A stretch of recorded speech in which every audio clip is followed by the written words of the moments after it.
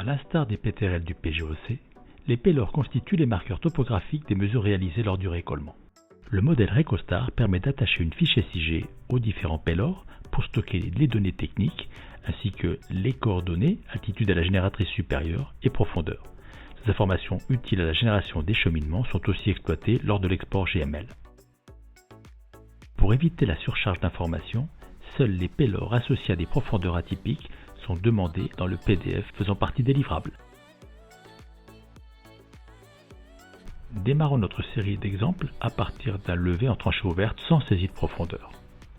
En activant un élément de type réseau, nous allons pouvoir balayer les différentes options à activer ou désactiver pour prendre correctement les mesures et générer les payloads. En activant notre élément de réseau, nous avons choisi ici un branchement démarrant sur un coffret, suivi d'une mesure en saisie directe.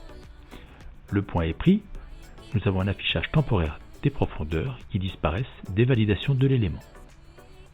En basculant dans le gestionnaire, nous visualisons les informations SIG associées au point que nous venons de mesurer.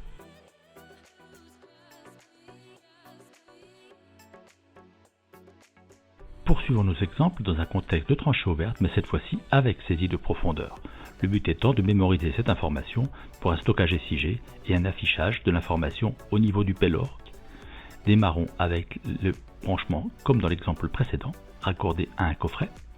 Mais avant la prise de point sur le terrain, veillez à activer de façon impérative le mode tranchée ouverte et saisir directement la profondeur que nous souhaitons mémoriser.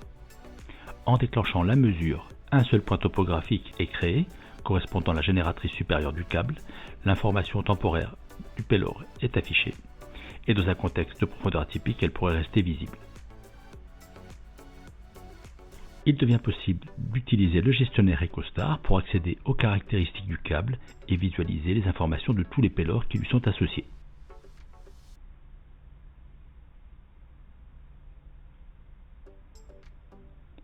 Concernant le payload avec profondeur, nous visualisons dans la fiche SIG toutes les caractéristiques, dans le champ mesure le Z de la génératrice supérieure et dans le champ profondeur l'information saisie.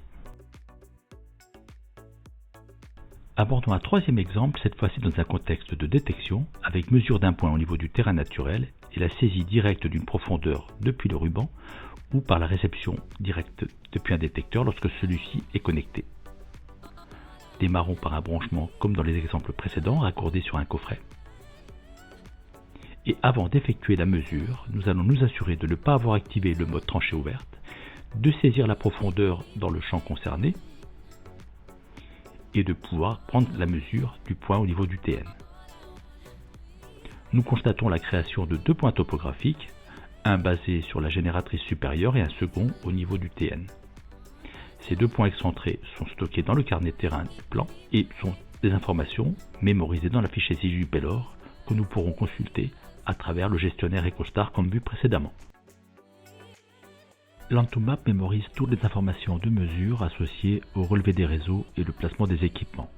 Ainsi, les informations des payloads sont virtualisées et il devient possible de choisir de les afficher à la demande ou de les masquer pour éviter une surcharge d'informations.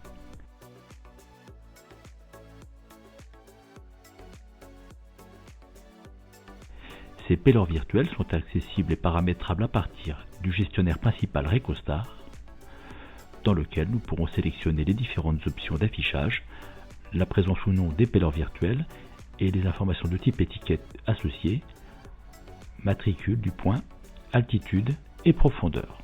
Cette virtualisation des payloads amène une grande flexibilité concernant l'usage classique des payloads à maintenir sur le plan. Cette option permet de les faire disparaître après chaque placement de réseau. Nous pourrons les générer dynamiquement dans un second temps.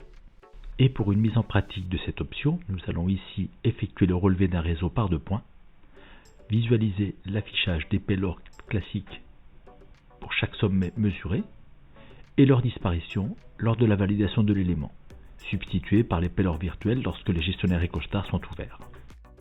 Cette virtualisation des payloads reste très confortable en production sur le terrain pour simplifier l'affichage des éléments levés. Mais à tout moment, l'opérateur peut choisir dans des contextes de contrôle de générer des différents payloads graphiques en visualisant les informations telles que les altitudes ou les profondeurs, ou en se limitant uniquement aux profondeurs atypiques. Le bouton de suppression des payloads permet de masquer tous les payloads précédemment créés graphiquement et de choisir d'en générer une nouvelle série en se basant sur les différents payloads paramétrés dans le thème, avec ici différents types de textes ajoutés au niveau du symbole. Dans notre exemple, l'affichage des aides sur tous les payloads du plan. Nous pourrons ainsi effectuer toute une série de contrôles au niveau des réseaux.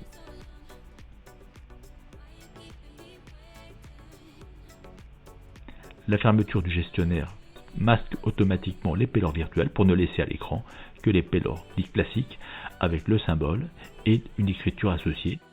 Dans le cadre du livrable, rappelez-vous, seules les profondeurs atypiques sont demandées pour éviter une surcharge graphique des informations sur le plan.